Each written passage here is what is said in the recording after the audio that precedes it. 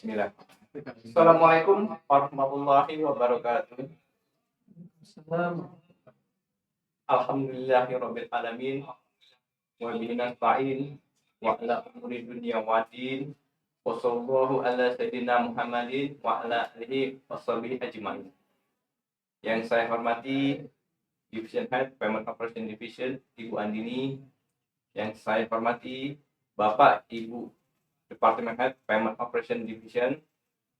Yang saya hormati Bapak Ibu Group Head dan Manager Payment Operation Division, dan yang saya hormati Bapak Ibu Supervisor dan seluruh rekan-rekan Payment Operation Division.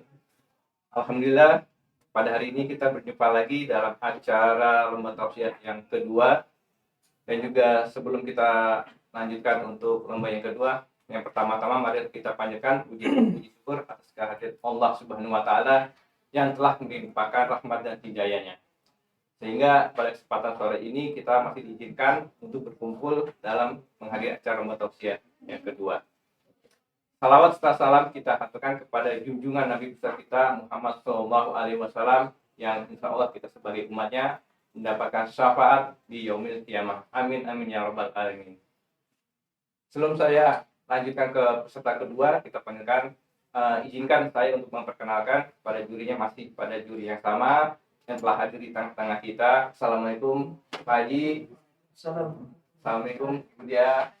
Gimana sudah siap Ibu Dia, Pak Haji? Amin.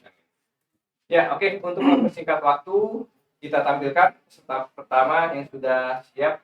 Sudah siap peserta semuanya ya? Oke. Peserta yang pertama dari TPJ, kita sambut Bang Oki. Ya, silakan Bang Oki. Nanti dilihat di sini.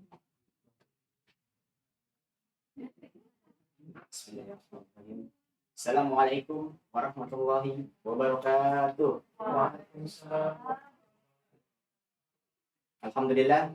Alhamdulillahirabbil alamin. Wassalatu wassalamu ala asrofil anbiya'i wal mursalin sayyidina wa maulana Muhammad wa ala alihi wa ashabihi ajmain. Amma ba'du. Pertama-tama kita panjatkan puji syukur kehadirat Allah Subhanahu wa taala atas segala karunia dan nikmat iman, nikmat Islam, dan nikmat sehat walafiat. Karena dengan ini kita semua dapat berkumpul di tempat dan di kantor yang kita cintai, di Bank BRI, Divisi Payment Operation. Salawat serta salam tidak lupa selalu kita limpahkan pada junjungan kita, suri tauladan kita, baginda Nabi besar Muhammad Sallallahu Alaihi Wasallam.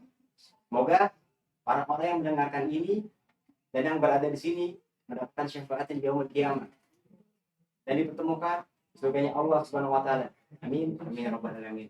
Sebelumnya perkenalkan, nama saya Oki Maulana dari TEP Processing Center Jakarta atau yang biasa disebut dengan TPJ. Izinkan pada kesempatan kali ini saya akan menyampaikan tausiah. Adapun judul atau tema tausiah yang akan sampaikan adalah menuju warga yang samawa, sakinah, mawaddah, warahmah. Dalam menuju keluarga samawa ada 4 kunci. Apa yang pertama itu membina rumah tangga dengan agama. Sebagaimana firman Allah berbunyi, Bismillahirrahmanirrahim. Ya ayyuhalladzina amanu wa anfusakum wa ahlikum nar. Artinya, wahai orang-orang beriman, pelihara dirimu dan keluargamu dari siksa api neraka. Jadi, ketika seseorang ingin membina rumah tangga, kita niatkan untuk beribadah pada Allah Subhanahu wa taala. Untuk apa? Yang pertama itu untuk mendapatkan pahala untuk bagi kita. Yang kedua untuk menjaga kehormatan harga diri pasangannya. Di sini pasangannya adalah suami dan istri. Lalu yang ketiga, agar tidak terjerumus dalam perbuatan maksiat atau perbuatan yang dilarang oleh agama, seperti hal zina ataupun yang lainnya. Karena ketika seseorang sudah membina rumah tangga, itu sudah melengkapi 50% keislamannya. Itu kunci yang pertama. Lalu untuk kunci yang kedua adalah Sayyidina Ali bin Abi Thalib berkata, wahai suami, jadilah engkau budak istrimu. Dan wahai istri, jadilah engkau budak suamimu. Di sini maksudnya apa? Maksudnya adalah pengabdian. Jadi seorang suami itu harus siap mengabdi kepada istrinya.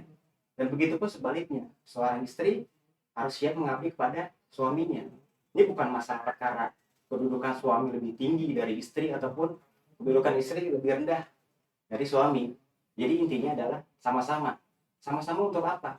Untuk saling memberi tanggung jawab apa yang menjadi tugas dan peranannya masing-masing, untuk saling menerima baik dari kelebihan ataupun kekurangannya, untuk saling menghormati, sang suami menghormati istrinya, sang istri menghormati suaminya, dan saling menghargai. Dan yang paling penting adalah untuk saling menerima, memaafkan, dan mengingatkan. Karena itu menuju salah satu kunci menuju kepada yang samawa, sakinah, mawaddah warahmah. Lalu kunci yang ketiga adalah bagi kalian yang ingin sekali dicintai atau makin dicintai oleh pasangannya, baik-baiklah pada orang yang dicintai oleh pasangan Anda. Contohnya seperti apa? Contohnya seorang suami yang masih memiliki orang tua ataupun adik. Sebagai seorang istri, tuangkan cinta dan perhatian pada suaminya. Begitupun sebaliknya, ketika seorang istri masih memiliki orang tua ataupun adik, sebagai seorang suami, tuangkan rasa cinta ataupun perhatian di dalamnya. Kalau itu sudah dilakukan, otomatis pasti pasangan Anda akan makin sayang, makin cinta. Tidak mungkin tidak. Karena kalau orang mau, pasti hatinya akan sangat tersinggung. Itu untuk kunci yang ketiga. Lalu untuk kunci yang keempat adalah ini yang paling penting tapi paling sering dilupakan. Cintailah pasangan Anda dengan tulus dan ikhlas. Bukan dengan bagaimana cara menuntut pasangan Anda mencintai Anda. Itu kunci yang keempat. Karena kalau kita menanamkan kebaikan, insya Allah akan dibalas kebaikan juga oleh Allah Subhanahu wa Ta'ala. Karena apa yang kita tanam, itulah yang akan kita tuai. Jadi intinya adalah ketika kita ingin menuju menjadi keluarga yang sakinah, modal utamanya adalah mawaddah warahmah. Mungkin itu saja yang saya bisa sampaikan pada kesempatan kali ini. Selebihnya saya mohon maaf. Khairul kalam. Wassalamualaikum warahmatullahi wabarakatuh. Waalaikumsalam. Ya, masya Allah. Namanya sama, Wak. Ya, mungkin pada para juri bisa kasih komentar. Baik, terima kasih.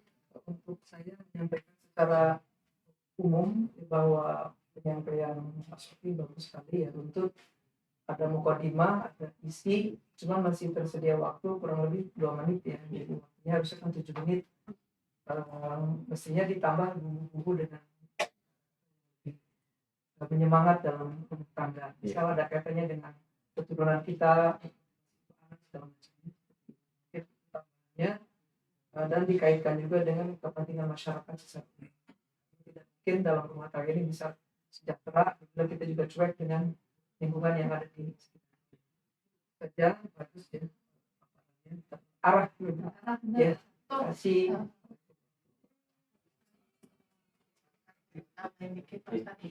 jadi benar, jadi terarti mulai dari tadi pembukaan sisinya gitu ya, apa aja perkenalan juga nggak lupa gitu ya, terus intonasinya, cara penyampaian juga bagus gitu ya. Ini malah nggak sama sekali nggak pakai teks ya, jadi hafal gitu ya. Sudah mendalami gitu ya isi daripada yang mau disampaikan gitu. oke. Ya.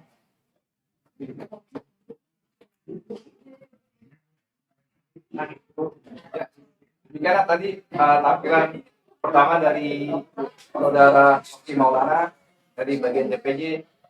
Ya, selanjutnya kita panggilkan dari bagian MSR Agus Anak Syabani. Silakan Mas Agus.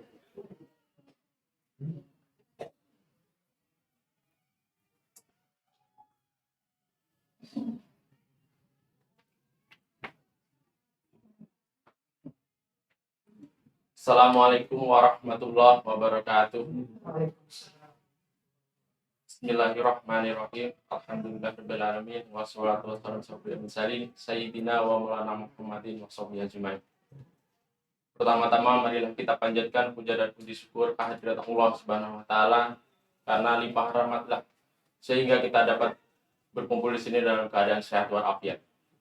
Kedua kalinya salawat serta salam marilah kita panjatkan pada Nabi Muhammad SAW Semoga di yaumul kiamat nanti kita dapat diberi syafaat.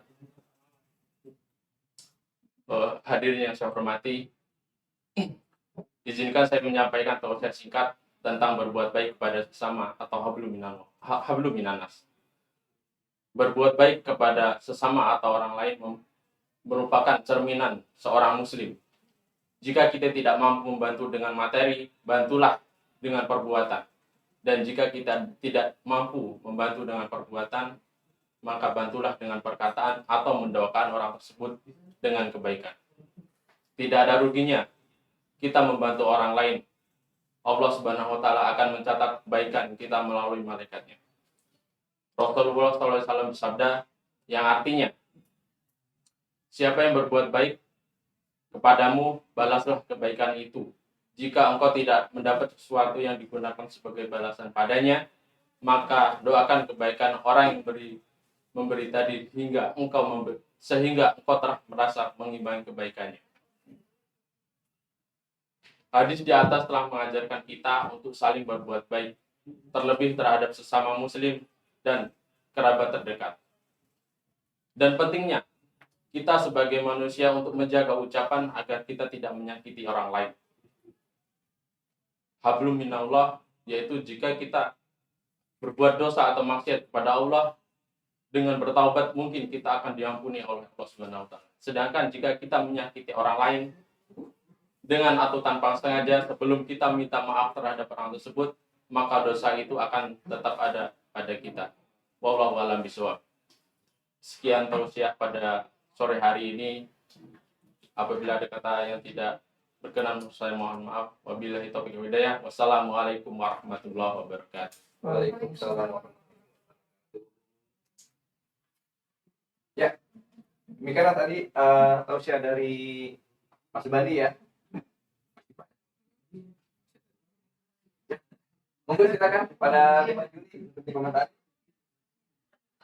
Mas Bandi, sayang banget ya Mas Bandi ya, masih ada 4 menit lagi gitu, ya, apa namanya, sebenarnya masih banyak keharusan hubungan hablum minallah yang bisa disampaikan, ucapan-ucapannya bisa jadi misalnya gitu kan ya, kalau bisa mempunyai hutang terus mau nasi gitu kan ya, kita salah satu cabangnya juga itu bisa ditambahin sebenarnya karena waktunya masih banyak banget gitu kan ya.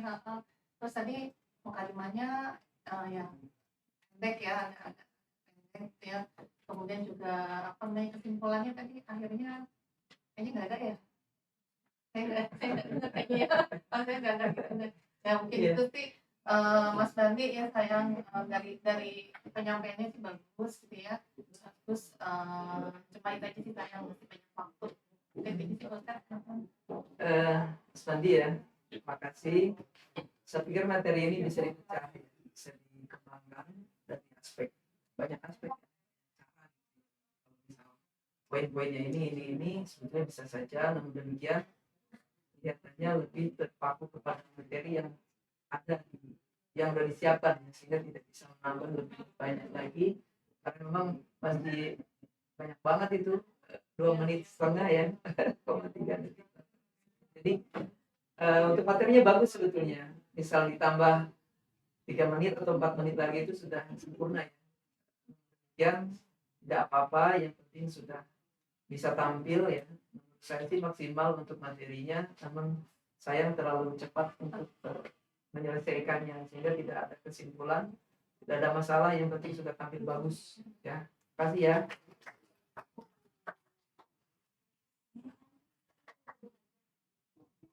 Ya, demikianlah penampilan dari Abu Anaksa Bandi. Selanjutnya kita panggilkan dari peserta yang ketiga dari Al-Mukarram Lubuk Linggau dari bagian SRA 1 pada Ade Raditya. Ada, silakan. Ada.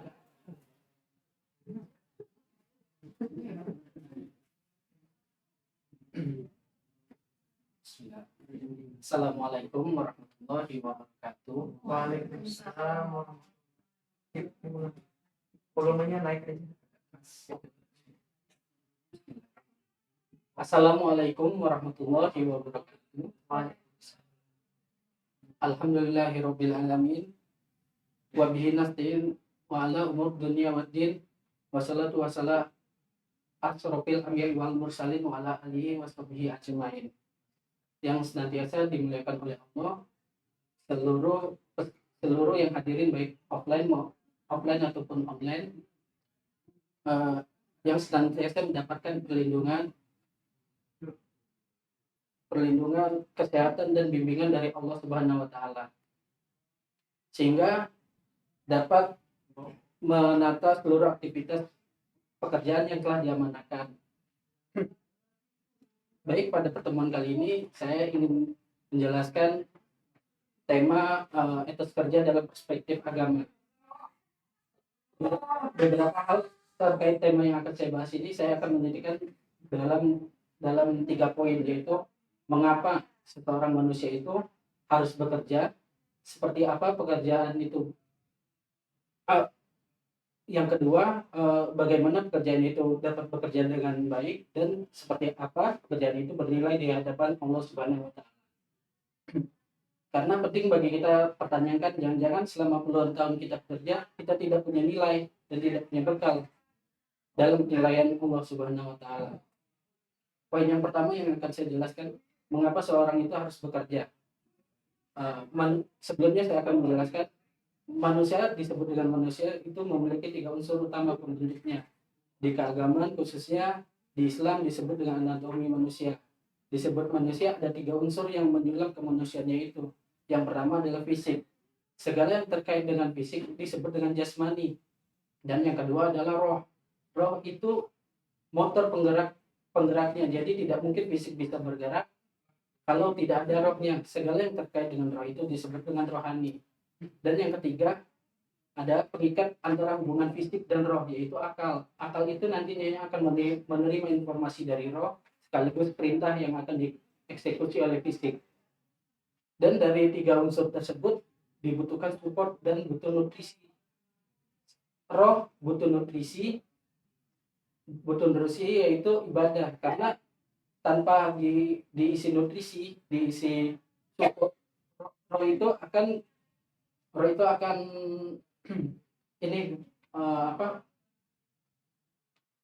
akan menghindari kita dari penyakit hati seperti iri hati, dengki, sombong, dan sebagainya. Karena itu roh itu butuh nutrisi, butuh diisi nutrisi. Dan yang kedua adalah akal. Akal juga butuh nutrisi, yaitu ilmu dan pengetahuan. Karena dengan diisi nutrisi itu akan membimbing fisik untuk melakukan aktivitasnya. Dan fisik pun juga butuh nutrisi, yaitu makan. Ayat yang berkaitan dengan itu ada di Quran surat kedua Al-Baqarah ayat 168. Maka dari itu kenapa manusia itu bekerja? Karena untuk memenuhi kebutuhan fisiknya. Dan poin yang kedua adalah bagaimana cara kerja yang baik. Sebelumnya kita harus menargetkan apa yang mesti kita capai, yaitu sukses dunia dan akhirat. Kalau syaratnya hanya mau sukses dalam pekerjaan yaitu dunia, yaitu dengan cara meningkatkan etos kerja kita supaya kita dapat meraih hasil yang maksimal dalam pekerjaan. Dan untuk mencapainya itu kita harus bersungguh-sungguh dalam bekerja, cintai pekerjaan kita, dan hormatin yang telah diamanahkan kepada kita. Bagaimana cara meningkatkan etos kerja dalam pandangan Al-Quran? Kalau yang ingin dicapai hanya sekedar pekerjaan di dunia, ada 2 poin yang harus dititik beratkan, yaitu kita harus serius dalam bekerja, bersabar dalam bekerja. Sekarang pertanyaannya, apakah pekerjaan yang kita lakukan itu bernilai di hadapan Allah Subhanahu wa taala? Dan itu masuk ke penjelasan di poin ketiga. Seperti apa pekerjaan itu bernilai di hadapan Allah Subhanahu wa taala? Untuk menjadikan pekerjaan di dunia yang punya nilai itu dinamakan ibadah. Jadi jangan dibatasi ibadah itu hanya sebatas sholat dan membaca Al-Quran. Karena ibadah itu juga, pekerjaan juga termasuk dalam ibadah. Itu semua pekerjaan yang berpotensi ibadah itu akan bernilai di mata Allah Subhanahu wa taala. Dalam Al-Qur'an dijelaskan dalam Quran surat ke-51 Az-Zariyat ayat ke-56, wala taj'alu ma'allahi ilahan akhar inni lakum minhu nazirun mubin, yang artinya, dan tidaklah aku jadikan seluruh aktivitas manusia itu apapun yang dikerjakan kecuali punya tujuan menjadikan ibadah kepadaku. Dan bagaimana cara ibadah yang benar? Maka dalam Al-Quran dijelaskan di dalam Quran surat ke-98 Al-Bayyinah ayat ke-5. Wa ma umiru illa liya'budullaha mukhlishina lahuddin hunafa wa yuqimus sholata wa yutuz zakata wa dzalika dinul qayyimah, yang artinya padahal mereka hanya diperintahkan menyembah Allah dengan ikhlas, menaatinya semata-mata karena menjalankan agama, dan juga agar melaksanakan sholat dan menunaikan zakat, dan yang demikian itulah agama yang lurus. Dan poinnya sebenarnya di ayat ini poinnya ada dua, yaitu niat karena Allah dan tunaikan dengan ikhlas. Jadi dengan niat kepada Allah Subhanahu wa taala dan ikhlas menjalankannya, feedbacknya kepada aspek dunia akan tinggi dan akan menjadikan sukses dalam dunia dan akhirat. Di sini ada keseimbangan di dalamnya. Itu yang dimaksud etos kerja dalam Al-Quran, menjaga nilai ibadah dengan nilai keikhlasan. Mungkin itu saja yang bisa saya sampaikan. Wassalamualaikum warahmatullahi wabarakatuh. Waalaikumsalam.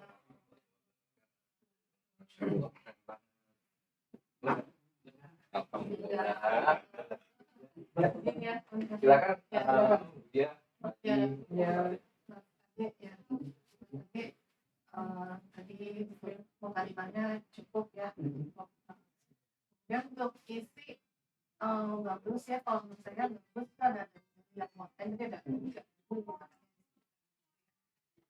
juga cara penyampaiannya itu Mas Ade lebih dahulu menceritakan tentang pendahuluannya, jadi nggak langsung ya, mengenai etis kerjanya nggak itu pada manusia kan gitu kan ya, kayak itu juga ada nilai tambah. Kemudian juga baru menjelaskan tentang etis kerja seperti apa, tadi poin-poinnya ada beberapa poin ya, 3 atau 4 poin ya, dan yang terakhir adalah kesimpulannya ya. Jadi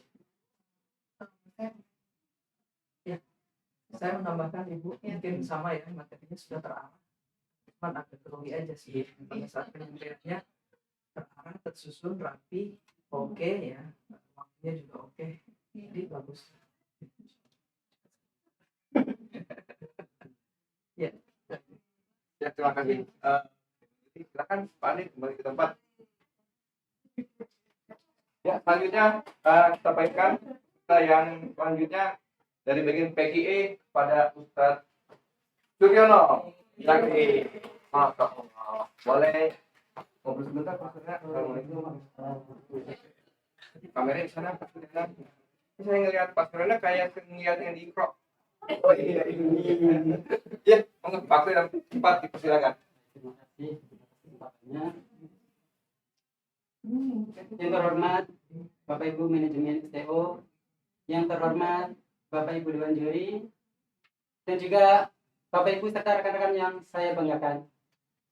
Pak Markum pergi ke Solo beli cerutu. Assalamualaikum warahmatullahi wabarakatuh. Asyhadu an la ilaha illallah wa la syarika lah wa asyhadu anna Muhammadan abduhu wa rasuluhu la nabiyya ba'd. Innal hamdalillah wa syukran lillah, amma ba'du. Qala Allahu fil kitabil karim, a'udzu billahi minasy syaithanir rajim. Bismillahirrahmanirrahim. Fa idza faragta fansab wa ila rabbika farghab. Shadaqallahul azim. Bapak Ibu yang dirahmati Allah Subhanahu wa taala, agama Islam adalah agama yang sangat serba lengkap. Di dalamnya mengatur seluruh aspek kehidupan, baik aspek spiritual maupun aspek material. Juga di dalamnya mengatur terkait masalah kerja keras. Untuk itu, perkenankanlah Al-Fakir akan menyampaikan tema terkait etos kerja menurut perspektif agama. Tentunya menurut perspektif agama Islam. Sebagaimana kita tahu, banyak sekali ayat-ayat Al-Quran yang menjelaskan tentang kerja keras. Salah satunya adalah Al-Quran surat Al-Insyirah ayat 7-8. Yang artinya, apabila kamu telah selesai pada satu urusan, maka tetaplah bekerja keras untuk urusan yang lain. dan hanya kepada Tuhanmu lah kau berharap. Juga di dalam hadis Nabi yang diriwayatkan oleh Ibnu Umar radhiyallahu an, yang artinya bekerjalah untuk duniamu seakan-akan engkau akan hidup selamanya. Bekerjalah untuk akhiratmu seakan-akan engkau akan mati besok. Jadi jelas bahwa di dalam penjelasan Al-Quran dan Al-Hadis, Allah Subhanahu wa Ta'ala dan Rasul-Nya memerintahkan kepada kita semua, khususnya umat Muslim, untuk bekerja keras demi mencapai kebahagiaan dunia dan akhirat. Yang maksudnya di situ adalah seluruh umat Muslim hendaknya memiliki etos kerja yang tinggi sehingga dapat mencapai kesuksesan dan keberhasilan dalam untuk hidup di dunia dan juga untuk bekal di akhirat nanti.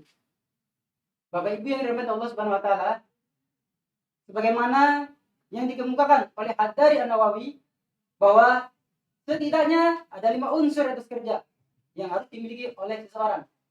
Apabila 5 unsur etos kerja tersebut baik, maka baiklah etos kerja seseorang tersebut. Namun apabila 5 unsur tersebut buruk, maka buruklah etos kerja seseorang tersebut. Apakah unsur-unsur dalam etos kerja tersebut? Yang pertama yaitu motivasi kerja. Motivasi kerja adalah dorongan psikologis yang muncul pada diri seseorang untuk melakukan atau melakukan kegiatan atau bekerja. Yang kedua adalah tujuan kerja. Apa itu tujuan kerja? Yang terutama adalah untuk memenuhi kebutuhan hidup atau kebutuhan sosial dan juga untuk meraih ridho Allah Subhanahu wa Ta'ala. Yang ketiga adalah pola kerja. Pola kerja adalah prosedur kerja yang dilakukan dalam suatu pekerjaan. Yang keempat adalah semangat kerja. Apa itu semangat kerja? Seseorang harus sungguh-sungguh dan antusias dalam melakukan pekerjaan dengan tekun, disiplin, dan juga gigih, sehingga akan menghasilkan pekerjaan yang maksimal. Yang kelima adalah tekad kerja, yaitu kemauan atau kehendak pada diri seseorang agar menghasilkan pekerjaan yang lebih baik. Bapak Ibu rahimakumullah, sebagaimana kita ketahui, di dunia ini sangat banyak sekali bidang pekerjaan. Baik dari menjadi petani, pedagang, penjual koran, pengamen, bahkan sampai presiden. Semua bidang tersebut tentu ditopang oleh etos kerja yang tinggi. Tanpa etos kerja yang tinggi, maka seluruh bidang pekerjaan akan benar nol. Tidak ada hasilnya. Sebab apa? Kalau orang tidak ada etos kerjanya, itu namanya pemalas. Bapak Ibu yang dirahmati Allah Subhanahu wa Ta'ala, bagaimana pesan yang disampaikan dalam syair oleh Bang Haji Romi Rama, setidaknya seperti ini. 1001 macam itu bidang pekerjaan, dari jadi pengamen sampai jadi seorang presiden. 1001 macam cara orang mencari makan, dari menjual koran sampai menjual kehormatan. Ada cara yang halal, ada cara yang haram. Silakan pilih cara mana. Namun semua cara ada tanggung jawabnya di hadapan Tuhan dan manusia. Untuk itu, mari kita pegang teguh etos kerja. Karena apa? Setiap bidang pekerjaan ada tanggung jawabnya di hadapan Allah Subhanahu wa Ta'ala, bahkan juga di hadapan manusia. Bapak Ibu yang dirahmati Allah Subhanahu wa Ta'ala, Al-Fakir yakin insan brilian STO memiliki etos kerja yang tinggi tersebut, sehingga mencapai kinerja maksimal dan mencapai target kerja yang baik. Demikian tausiah dari Al-Fakir. Akhirul kalam, wa'afu minkum. Wassalamualaikum warahmatullahi wabarakatuh. Waalaikumsalam warahmatullahi wabarakatuh. Masya Allah. Oke, gimana? Semangat bener. Duit keren udah turun apa? Alhamdulillah. Ya, selanjutnya silakan kepada Dewan Juri untuk dikomentari. Baik, terima kasih mohon izin Ibu. Penampilan oke lah, cocok jadi ustadz ya. Semangatnya juga tinggi, ternyata penggemar Uma Irama juga, sehingga cukup menarik dari penceramah-penceramah yang lainnya. Rangkaian materinya cukup bagus.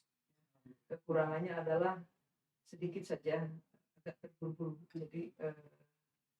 Jadi penyampaian itu kan biar tertata, rapi, dan tidak ada kesan terburu-buru. Yang lainnya oke. Terima kasih. Ya. Master, jadi benar memberi semangat tadi katanya Mas Adit. Mas Indra juga tadi semangat langsung ini gitu ya, untuk yang dengar juga senang gitu kan ya. Terus juga ini kayaknya lebih lengkap ini Pak Ustadz ya, Iya. ada hiburannya juga gitu kan ya. Dan Iya. Mansur tuh udah maksudnya berinteraksi sama jamaah gitu kan, ketika dia memanggil kali-kali memanggil jamaah gitu kan ya. Nah seperti jadi menurut saya keren. Ya, terima kasih kepada Dewan Juri. Ya, monggo silakan kepada Mas Rono.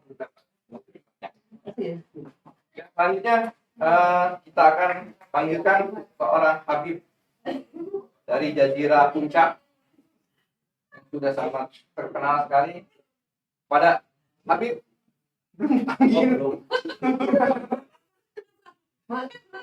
Ya, monggo silakan kepada Habib aja. Ayo Bib. Habib, buru-buru santai. Habib dari Cianjur ya.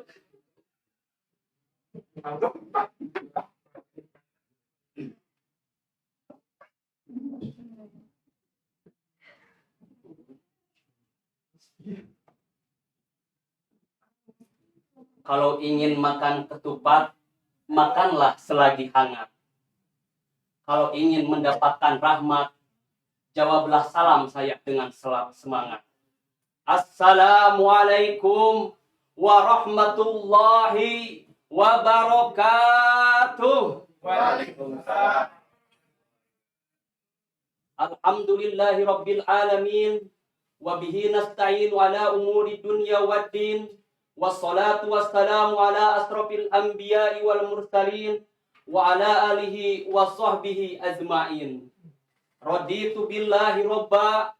Wabil islami dina. Wabi muhammadin nabiyya wa rasula. Wabil qur'ani imama wa hukma. Wabil mu'minina ihwana. Amma ba'du. Pertama-tama, marilah kita panjatkan puja dan puji. Segala puja dan puji hanya milik Allah yang maha dekat. Hanya milik Allah yang maha menatap. Hanya milik Allah yang memperhatikan sikap kita. Tidak lupa salawat dan salam, marilah kita limpahkan kepada baginda, Habib tertinggi anti korupsi, baginda termulia anti durhaka, pelopor penghancur kemusyrikan. Beliau membawa dari zaman jahiliyah kepada Islamiyah. Beliau membawa dari gelap gulita kepada terang benderang, baginda Nabi besar Muhammad sallallahu alaihi wasallam. Tidak lupa kepada keluarganya, sahabatnya, tabi'in tabi'at, umumnya kita semua sebagai umatnya. Semoga kelak kita mendapatkan syafaat yaumil akhir. Amin ya Allah ya rabbal alamin. Dan kelak semoga kita dijadikan menjadi umat yang dirindukan Rasulullah sallallahu alaihi wasallam. Insan brilian yang dirahmati Allah Subhanahu wa taala. Pada kesempatan yang berbahagia ini, saya akan coba membawakan tema tentang syakinah mawaddah warahmah atau samawa.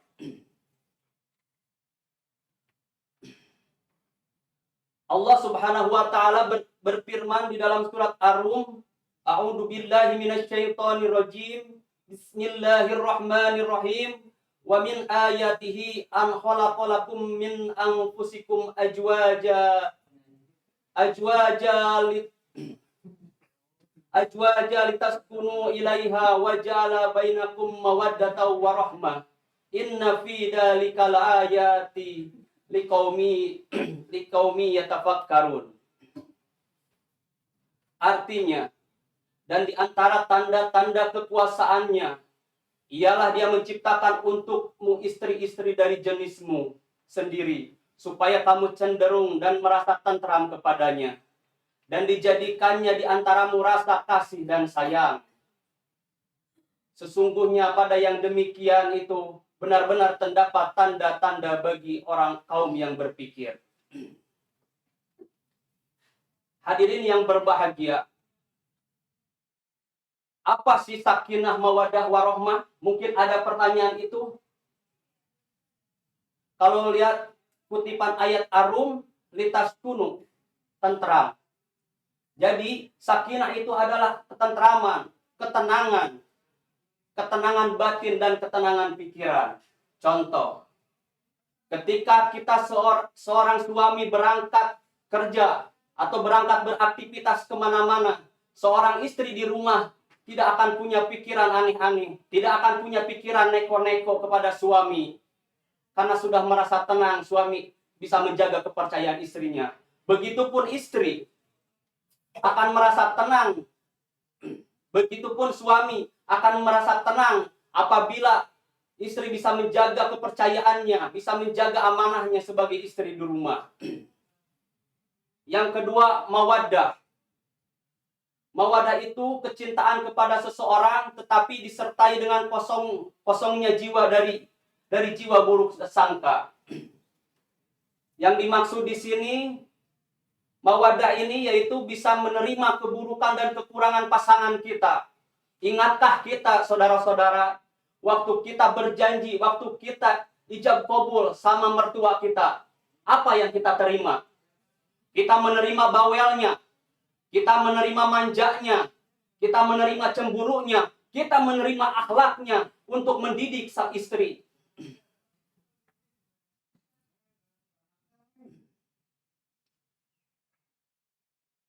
Yang ketiga yaitu warohmah. Mawadah tidak akan ini kalau harus disertai dengan warohmah. Perhatian yang dalam dari lahir ketulusan hati. Yang dimaksud di sini, kita misalkan menyuruh istri kita untuk sholat tahajud, untuk sholat 5 waktu. Bukan semata-mata karena kita bertanggung jawab. Yang disebut di sini warohmah adalah ketulusan hati, rasa kasih sayang kita kepada istri.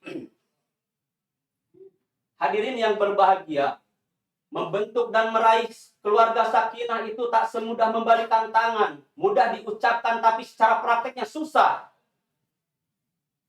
Tetapi yakinlah,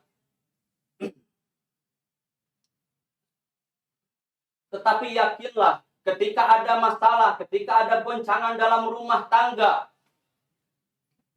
itu akan mendewasakan kita dan kita akan semakin dekat sama Allah Subhanahu wa taala.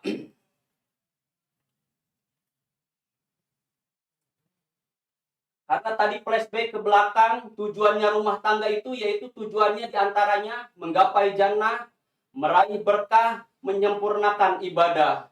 Dan rumah tangga yang baik itu mengajarkan syukur dan sabar.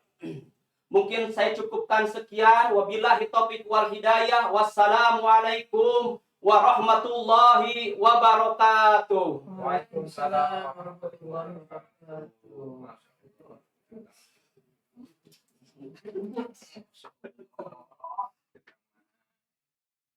Benar ya? Masya Allah. Ya, pada Dewan Juri dipersilakan untuk dikomentari. Ya, bukan konsep. Ya, semangat banget ya. Jadi ikutan semangat ya. Untuk isi tadi mukadimahnya bagus ya, sama bagus banget tadi. Terus isinya juga bagus ya, tertata. Kesimpulan juga ada. Cuma mungkin pas terakhir agak ngeblank dikit ya gitu kan, dan mencoba supaya waktunya itu deket-deket 7 menit ya kayaknya. Trik-trik gitu ya. Jadi itu sih isinya bagus, alhamdulillah. Terima kasih Bu. Ya, disambung saja. Aceh ini udah mulai cerdas gitu ya. Amin. Ya, penyampaian materinya bagus, menurut saya lantang ya. Artinya suaranya itu bisa diterima sama orang ngantuk juga bisa bangun lah gitu. Seperti itu. Dan terarah, tertata, ayatnya juga terpenuhi ya. Karena memang ayat itu cerita tentang sakinah, mawaddah dan warahmah. Penampilan oke, dan waktu juga hampir 7 menit. Bagus ya. Iya. Boleh bicara sebentar? Bib, dari sini nanti mau isi pengajian atau mau langsung ke pondok atau mau ke gimana umroh? Bagian takjil. Masya Allah. Jujur banget. Ya, monggo silakan. Makasih, Bang Ajab. Ya, selanjutnya kita panggilkan peserta dari bagian SOK yang sudah menanti. Dian Rahman. Pak Dian Rahman, silakan. Ya, silakan.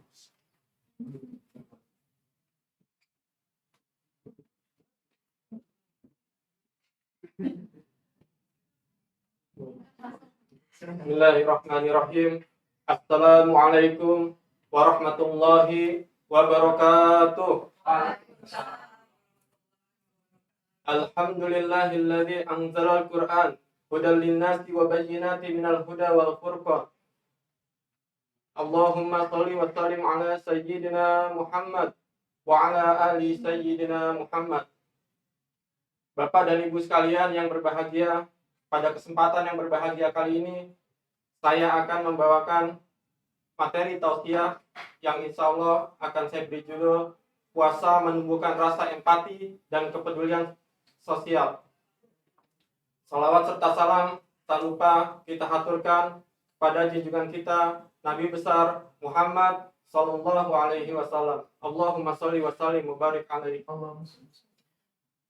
Bapak-bapak dan ibu-ibu sekalian yang berbahagia, Islam adalah agama yang tidak hanya mengatur hubungan kita dengan Allah Subhanahu wa taala, tetapi juga mengatur hubungan antar manusia. Islam adalah agama yang tidak hanya menganjurkan untuk ibadah ritual, melainkan juga ibadah sosial. Apabila kita lihat dari rukun Islam yang 5, salah satunya adalah ibadah sosial, yaitu mengeluarkan zakat. Bukan hanya mengeluarkan zakat, bahkan dalam Islam ada infak, ada sedekah, ada wakaf, ada hibah, ada wasiat, dan lain-lain, yang semuanya merupakan ibadah sosial. Mengapa Islam menganjurkan ibadah sosial? Karena manusia adalah makhluk sosial. Ibadah sosial merupakan representasi dari ibadah ritual. Ibadah sosial merupakan cerminan dari ibadah ritual. Hasil dari ibadah ritual adalah akhlakul karimah.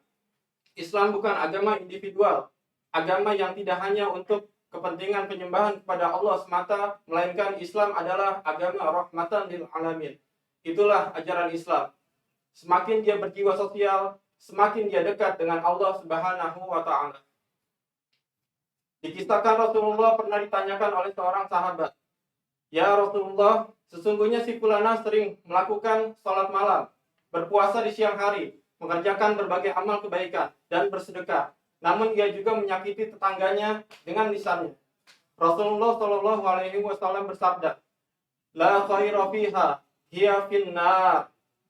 Tidak ada kebaikan padanya, dia termasuk penghuni neraka. Na'udzubillah summa na'udzubillahi min dzalik. Ditanyakan lagi pada beliau, sesungguhnya si fulanah yang lain hanya mengerjakan salat yang wajib-wajib saja dan bersedekah hanya dengan sepotong keju, dan ia tidak pernah mengganggu seorang pun. Rasulullah Shallallahu Alaihi Wasallam pun bersabda, dia termasuk penghuni surga. Dari hadis tersebut kita dapat ambil pelajaran bahwa ibadah ritual seperti sholat, puasa, dan sebagainya tidaklah cukup untuk dapat menjadikan seorang menjadi ahli surga. Rajin ibadah saja tidak cukup untuk menjadi muslim yang baik. Ia harus punya menjalin hubungan harmonis dengan orang lain, tetangga, rekan kerja, sahabat, kerabat, dan bahkan pada orang yang tidak dikenal. Allah Subhanahu wa taala berfirman dalam surat Al-Baqarah ayat 177.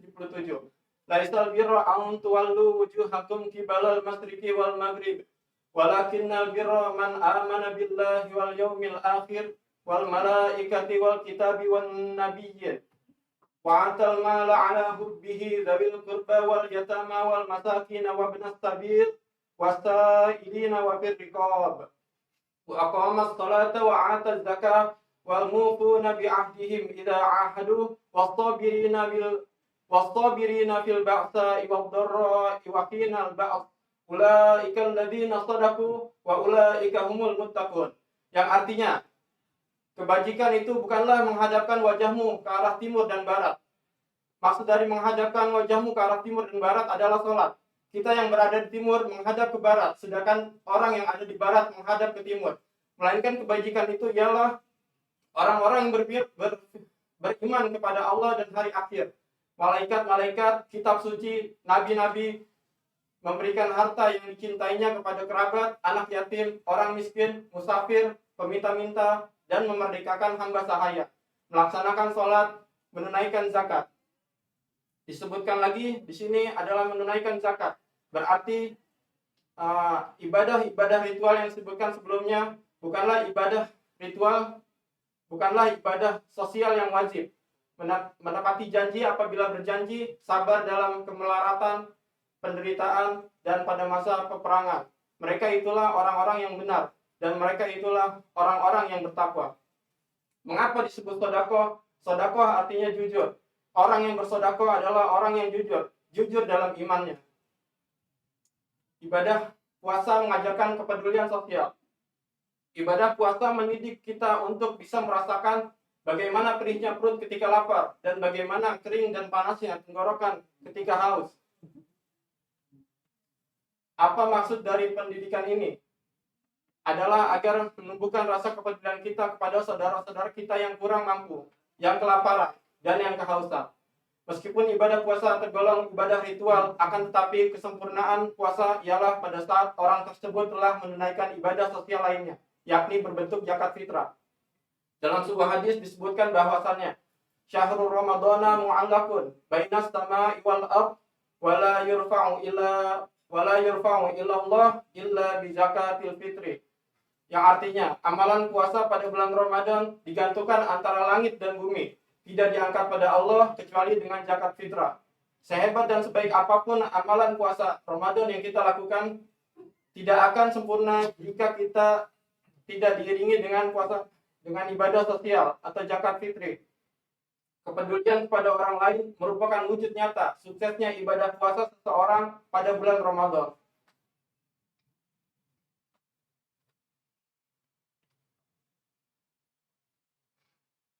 Demikian yang dapat saya simpulkan, bahwasannya puasa bukanlah hanya sekedar ibadah ritual, melainkan ibadah yang juga mengajarkan kepada setiap muslim untuk dapat memiliki rasa empati dan kepedulian dalam kehidupan sosial sehari-hari. Semoga puasa kita pada Ramadan tahun ini diterima Allah Subhanahu wa Ta'ala, serta menjadi tabungan amal baik kita di akhirat kelak. Dan semoga kita mampu menjadi manusia-manusia yang senantiasa empati terhadap lingkungan sekitar kita, bukan hanya di bulan Ramadan, melainkan juga pada bulan-bulan lainnya. Sekian, akhirul kalam. Wassalamualaikum warahmatullahi wabarakatuh. Waalaikumsalam. Masya Allah. Berat amat. Habis maraton kayaknya. Satu lagi. Doa ini nggak apa-apa terakhir. Udah 7 menit. Iya. Ya, kepada Bapak Ibu Dewan Juri dipersilakan untuk dikomentari. Udah nggak apa-apa. Silakan. Ya, Mas Dian, materinya bagus ya. Jadi lengkap, ada mukadimahnya, isinya sesuai dengan tema ya, terus juga kesimpulannya juga ada, terus juga tadi dilengkapi dengan dalil-dalil dan ayat-ayat dari Al-Quran ya. Cara penyampaian juga bagus ya, meskipun masih terus memandang ke sana ya. Tapi nggak apa-apa ya, nggak apa-apa. Jadi intonasinya segala macam tuh bagus ya, alhamdulillah. Cuma waktunya aja nggak lewat ini ya, cuma sedikit sih nggak apa-apa. Jadi secara keseluruhan sih alhamdulillah bagus Mas Dian. Oke Mas Dian, terima kasih penampilan yang bagus sekali ya. Cuman kalau boleh saya memberikan saran, tidak terlalu terfokus kepada teks yang telah dibuat sama Mas Dian. Jadi lebih ke kemandirian dalam menyampaikan materi ya. Tapi misal sudah ada inti-intinya, nggak apa, tapi tidak terlalu fokus ke situ. Kalau misal ayat, karena misal takut salah, nggak apa-apa melihat ke teks ke sana. Tapi nggak apa-apa, itu sudah bagus. Untuk juga, namun demikian kelihatannya groginya agak tinggi sehingga keringatnya banyak yang turun. Buru-buru. Iya, buru-buru. Oke, itu aja. Makasih ya, Mas Dian ya. Terima kasih. Ya, terima kasih Bapak Ibu Dewan Juri. Silakan Mas Dian kembali ke tempat. Ya, selanjutnya kita panggilkan pada peserta terakhir. Ini salah satunya Ustazah yang pada batch ini, batch kedua dari bagian OK. Silakan masuk pada Mbak Nisa.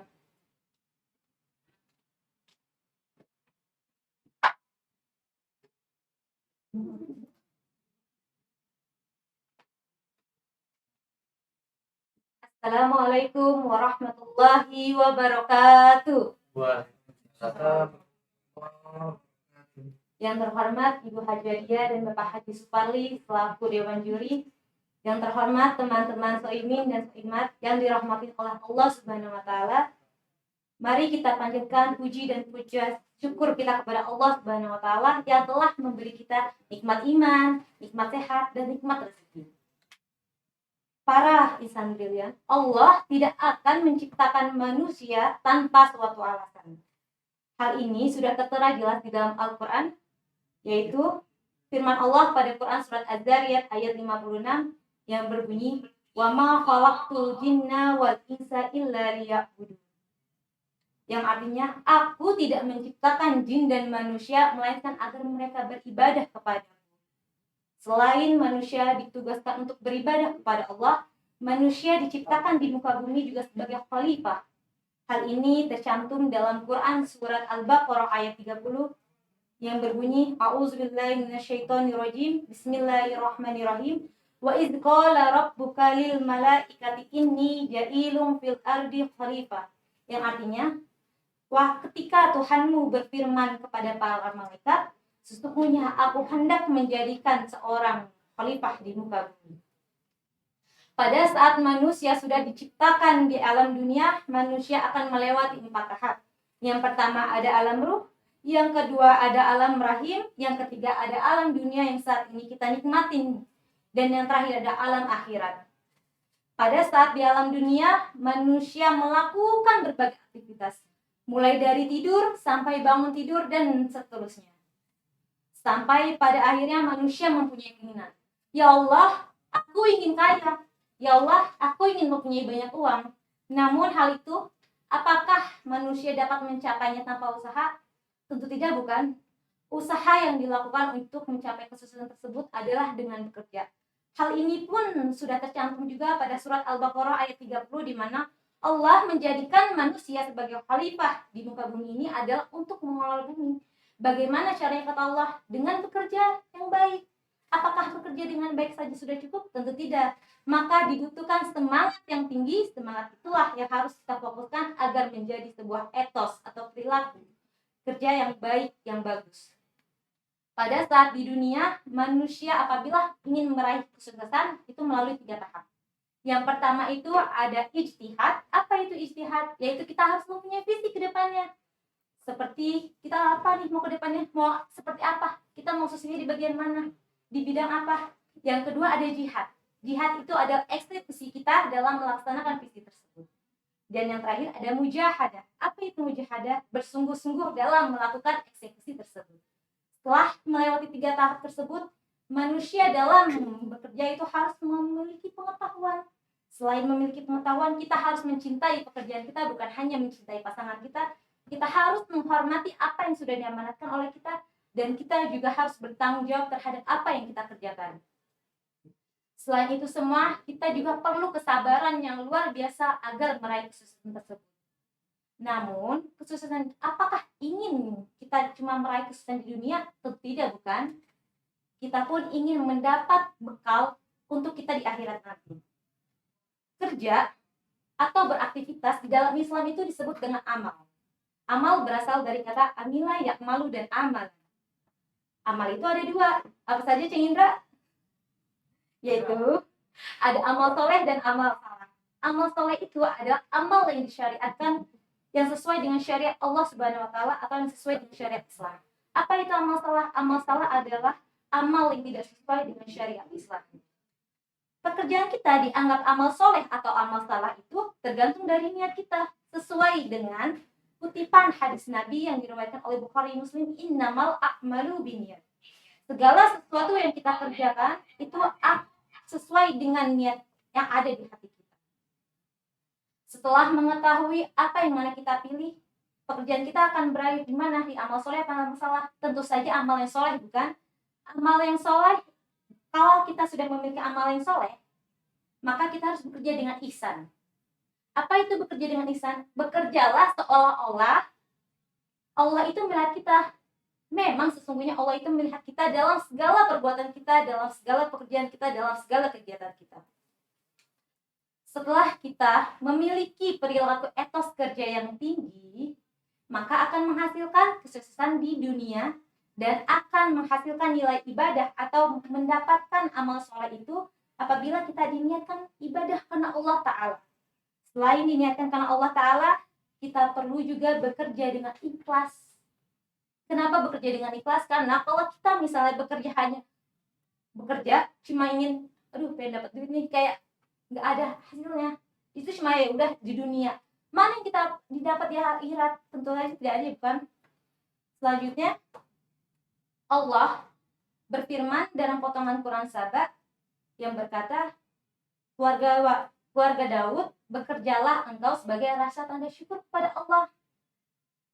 Bekerja sebagai rasa tanda syukur kepada Allah itu bisa kita implementasikan kepada manusia. Siapa manusia yang harus kita bagi dari kesuksesan yang pertama kali? Yaitu ada ibu kita.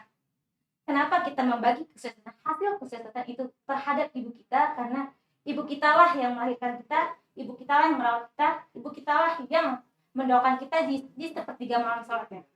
Dan apabila yang kedua itu ibu kita sudah niat ke ibu kita, yang kedua itu ada ayah.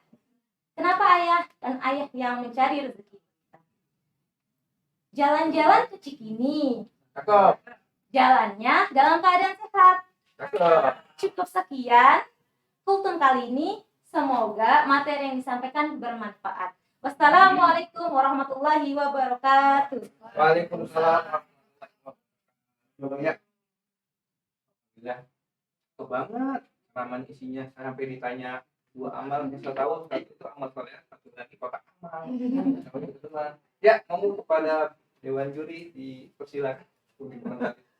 Baik, terima kasih Mbak Nisa, bagus ya paparannya, nggak grogi ya, artinya sudah kelihatan bahwa materi yang akan disampaikan itu siap ya, tidak tangkentong istilahnya. Itu yang pertama. Yang kedua, tertata rapi juga, ada juga hadis yang dibacakan ya, termasuk hadis yang bagus, yang sahih, yaitu sebagai bahan penjelasan terhadap jamaah yang pada saat menyampaikan hadis itu penguat dalam pembicaraan. Kalau hanya bicara aja tanpa ada hadis dan dalil, biasanya orang kurang percaya. Tapi itu ada hadis dan dalil sebagai penguat dari apa yang disampaikan. Ya, terima kasih. Waktu juga cukup, bilang oke. Saya lihatnya kayak ini, misalnya di Padilah ya. Yang bagus Mbak Nisa ya, jadi semuanya isinya juga lengkap ya, mulai dari muka 5, terus dari itu isinya, terus ada kesimpulan, ada hadis pribadi yang menguatkan, terus juga cara penyampaiannya juga kayaknya enjoy banget gitu ya. Kayaknya mau sudah terbiasa mungkin tampil di depan gitu kan ya. Alhamdulillah sih Mbak Nisa, terima kasih. Terima kasih. Terima kasih. Ya, terima kasih Pak Haji atas komentarnya. Ya, setelah berakhirnya acara pada sore hari ini, tapi sebelum itu saya akan mengingatkan kembali untuk juaranya akan diumumkan pada hari Jumat tanggal 14 April 2023 pada saat doa pagi bersama. Sebelum itu saya juga menyampaikan terima kasih kepada para hadirin peserta yang telah datang dan telah mengisi acara, dan juga kepada Dewan Juri, terima kasih ya, sebesar-besarnya. Saya selaku MC dan juga panitia yang bertugas, mohon dimaafkan apabila ada salah-salah kata dan perbuatan. Akhir kata, wabillahi taufiq wal hidayah. Wassalamualaikum warahmatullahi wabarakatuh. Waalaikumsalam. Serta bisa. Iya, Ibu, terima kasih.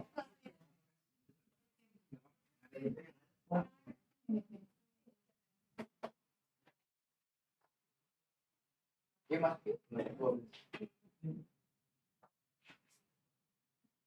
Yang tersedia waktu aja, ya, beberapa orang ini silakan. Nggak lama kok. Ya, masalah lebih banyak. Kiai.